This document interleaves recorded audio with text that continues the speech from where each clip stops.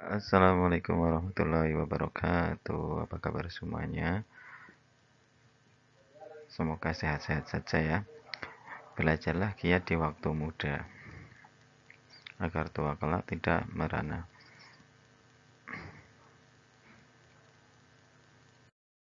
Masih bersama dengan Mister Ik dalam channel Mana Suka Teman dan Sobat Belajar.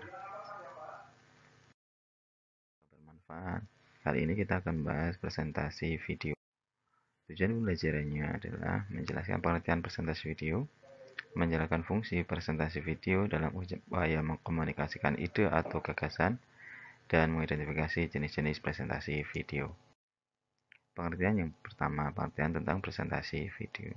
Karena menurut Tony Limbon dan Jenner Simarmata dalam buku Media dan Multimedia Pembelajaran, Teori dan Praktek tahun 2020, presentasi video adalah jenis presentasi yang menggunakan media audiovisual berupa video sebagai sarana penyampaian pesan atau ide atau gagasan. Dari definisi ini kita bisa menggarisbawahi pengertian dari presentasi video adalah video untuk mengkomunikasikan ide atau gagasan. Yang kedua, video itu digunakan untuk memperkenalkan produk atau cara kerja. Yang ketiga, dibuat melalui proses merekam gambar dan suara, menata urutan dan menyambung atau memotong gambar dan menyatukannya menjadi kesatuan yang utuh. Itu pengertian dari presentasi video. Lalu bagaimana pengambilan gambar di dalam video? Dalam pengambilan gambar dalam video ada beberapa cara. Yang pertama, dengan kamera video. Kamera video ini bisa berasal dari telepon genggam, perangkat lunak lainnya, kamera khusus untuk merekam video seperti camcorder. Yang kedua, dengan screen recording. Yang dimaksud dengan screen recording adalah pengambilan gambar dari layar komputer atau laptop dengan menggunakan aplikasi rekam layar dan dapat ditambahkan menggunakan lensa yang terpasang pada laptop atau webcam yang sengaja dipasang untuk perekaman gambar.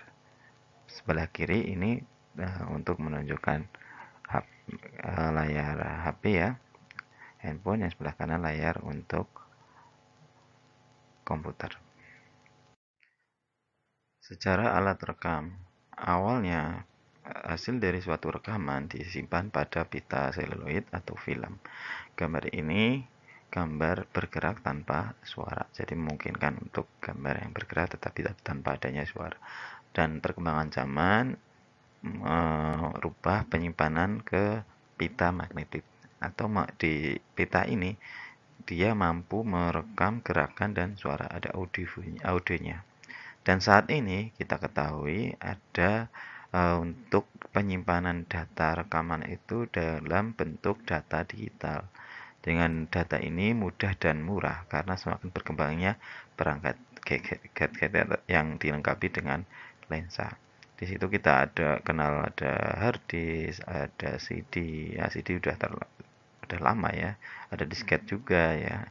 Terus penyimpanan flash disk, penyimpanan eksternal lainnya yang memungkinkan menyimpan data dengan data digital. Saat ini data itu cenderung disimpan pada data digital. Lalu apa fungsi dari presentasi video? Ada beberapa fungsi dari presentasi video. Yang pertama adalah menyampaikan informasi. Jadi informasi yang disampaikan bisa bersifat biasa, penting, atau bahkan rahasia. Penyampaian informasi ini dengan menggunakan alat video, baik dalam jaringan maupun compact disc atau tanpa jaringan atau secara offline. Yang pertama adalah menyampaikan informasi, itu menggunakan video. Kita ketahui ada uh, informasi di tempat-tempat umum, misalkan di alun-alun dan sebagainya, tentang tata tertib, itu juga bisa menggunakan video. Yang kedua, mempengaruhi. Jadi fungsinya mempengaruhi. Maksudnya bagaimana? Presentasi video untuk mempengaruhi orang lain dilakukan ketika ingin audiens melakukan sesuatu. Ini juga bisa untuk ajang promosi ya, penjualan sebenarnya mempengaruhi. Atau kalau dalam politik ya, orasi ya, Yang ketiga, motivasi dan menginspirasi. Jadi fungsi presentasi video itu Demi tercapainya suatu tujuan penyampaian ide atau gagasan, presentasi video turut mendukung, memberi arahan, bimbingan, motivasi, dan menginspirasi pendengar untuk melakukan suatu tindakan. Yang keempat, melakukan penjualan. Jadi untuk promosi. Yang keempat, untuk promosi. Yang kelima, untuk menyampaikan suatu gagasan atau ide. Yang keenam, memperkenalkan diri, organisasi maupun perusahaan, atau bentuknya adalah video profil. Tujuan pembuatan video. Berdasarkan tujuan pembuatannya, video dapat diperuntukkan. Yang pertama adalah untuk cerita. Video ini bertujuan untuk memaparkan cerita. Kita ketahui ada banyak video tentang dongeng, video tentang cerita rakyat dan sebagainya. Yang kedua, sebagai dokumenter. Suatu rekam jejak dalam sejarah, mungkin bisa di flashback kembali tentang kejadian masa lalu dengan membuat sebuah video. Jadi dokumenter ini video bertujuan merekam sebuah kejadian atau peristiwa dalam kehidupan berdasarkan tujuan pembuatannya. Yang berikutnya berita. Nah, berita. Wah, gambarnya kebalik ini ya. Video ini bertujuan untuk memaparkan sebuah berita. Video berita. Yang keempat, pembelajaran. Tentu saja sekarang kita alami banyak video pembelajaran yang bisa kita gunakan untuk belajar, terlebih pada saat pandemi ya. Terus berikutnya sebagai presentasi. Maksudnya video ini untuk mengkomunikasikan ide atau gagasan, memberikan presentasi di hadapan orang atau memberikan presentasi langsung dan tidak langsung. Jenis-jenis presentasi video. Yang pertama, presentasi video promosi. Jenis ini merupakan video yang berisi penawaran produk, barang, atau jasa. Bisa juga promosi sekolah, organisasi, dan lembaga tertentu. Presentasi video yang kedua adalah presentasi video edukasi, di mana fungsinya untuk mengedukasi tentang materi pembelajaran sekolah, pembelajaran interaktif dengan video, dan lain-lainnya. Yang ketiga, presentasi video informasi. Jadi sifatnya memberikan informasi, mulai dari sejarah, kehidupan sosial, budaya, serta politik, ekonomi. Video ini yang termasuk di dalam ini juga video dokumenter. Bisa juga video biografi, video hasil riset. Yang keempat adalah presentasi video pelatihan, di mana video ini digunakan untuk alat dalam pelatihan. Bisa diterapkan di perusahaan, sekolah, ataupun masyarakat umum. Video pelatihan untuk karyawan baru bisa berupa tutorial memasak, olahraga, dan sebagainya. Itu jenis-jenis presentasi video. Lalu, apakah ciri-ciri dari presentasi video? Yang pertama, tentu saja ciri-ciri dari presentasi video adalah mengkomunikasikan ide. Ada ide yang ingin disampaikan kepada orang lain. Yang kedua, menunjukkan solusi. Kalau ada suatu masalah, bagaimana mengatasinya? Bisa ditunjukkan dengan sebuah video solusi. Yang ketiga, mengkomunikasikan produk dan jasa. Ini cenderungnya untuk memperkenalkan ya tentang produk atau jasa. Yang berikutnya adalah menunjukkan cara kerja. Ketika kita beli alat elektronik baru, di situ ada buku petunjuknya. Nah, di sana juga kita bisa menggunakan video untuk mengetahui cara kerja suatu produk. Proses pembuatan presentasi video haruslah dirancang dalam bentuk sederhana dan perhatikan hal-hal berikut. Jadi, yang perlu digarisbawahi, kita tidak terpaku pada teknik pengambilan gambar yang rumit ya dalam membuat presentasi video. Simpel dan sederhana cukup.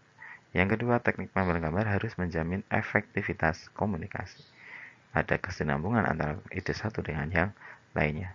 Yang ketiga, pencetusan ide harus terlibat dalam proses. Dapat berlaku sebagai sutradara atau bahkan sebagai editor.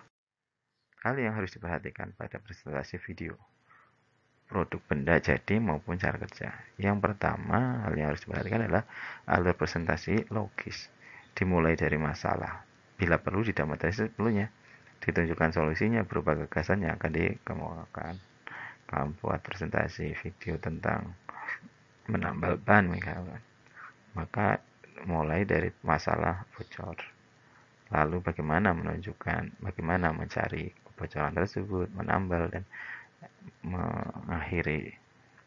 Yang kedua, menggunakan urutan atau sequence naratif, urutan deskriptif, dan urutan penjelasan dengan titik berat pada urutan deskriptifnya. Jadi adanya narasi cerita bersambung ya, urutan. Yang ketiga, urutan terjaga kontennya. Mulai waktunya, pagi, siang, malam, itu ada terlihat dengan jelas dalam video.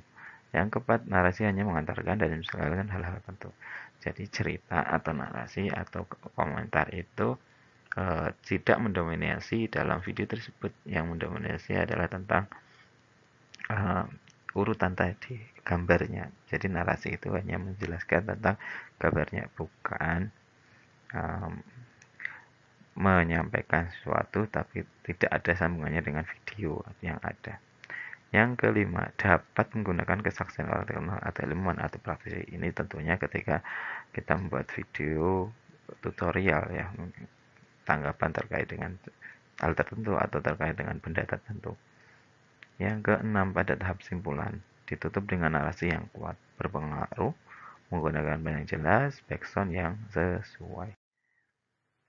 Demikian untuk materi presentasi video. Adapun hal yang perlu direnungkan dalam presentasi video, tentunya Anda bisa menggali kembali tentang hal-hal berikut.